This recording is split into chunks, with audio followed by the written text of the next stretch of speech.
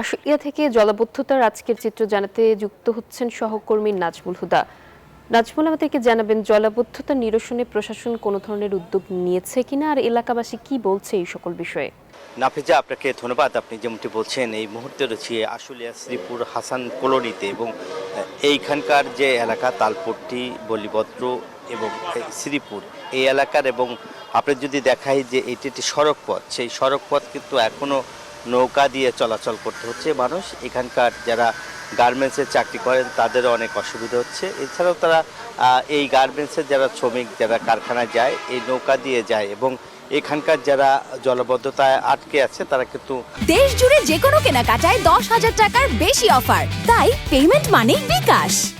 পাশে উঁচু স্থানে কিন্তু তাঁবুটা নিয়ে তারা সেখানে থাকছেন। এবং এই যে ফিনিক্সের মোড়, এই ফিনিক্সের মোড়ের আপনার যদি দেখাই যে এখনও কিন্তু নৌকা দিয়ে মানুষ যাতায়াত করছেন এবং নৌকারও একমাত্র ভরসা। এবং জলাবদ্ধতা নিরসন করতে সরকারের পক্ষ থেকে উদ্যোগ নেওয়া হলেও কিন্তু এখন পর্যন্ত পানি বের করতে পারেনি এলাকায়। এবং আমরা যদি আপনার এলাকাবাসীর সাথে একটু কথা বলবো, যে এখানকার যা আপনার সাথে একটু কথা বলতে চাই, আপনি কি করেন এবং পানি কেন সরছে না, কি মনে হচ্ছে? পানি নিষ্কাশনের মানে পানি নিষ্কাশন হওয়ার ড্রেনেজ ব্যবস্থা নাই, তো এই জন্য পানি যাচ্ছে না। আমার নাম মোহাম্মদ রানা, আমি শমশেনিতে জব করি। পানি বের করার কোনো কর্তৃপক্ষ এসেছিল যে পানি এখান থেকে বের করবে?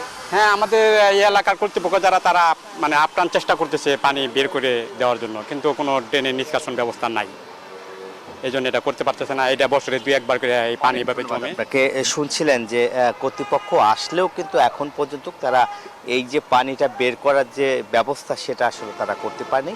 এবং এই কারণে কিন্তু আসলে এলাকাবাসী ক্ষুব্ধ, এবং তারা বলছে যে এছাড়াও বিভিন্ন সড়ক রয়েছে, অলিগলিতে কিন্তু এভাবেই আসলে পানি এবং জলাবদ্ধতা নিয়েই কিন্তু আসলে তাদেরকে চলতে হচ্ছে।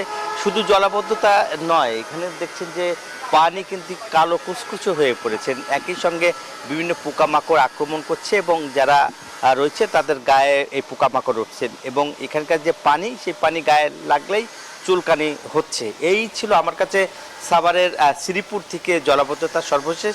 ফিরে যাচ্ছি স্টুডিওতে। নাজমুল, ধন্যবাদ আপনাকে আমাদের সঙ্গে যুক্ত হবার জন্য।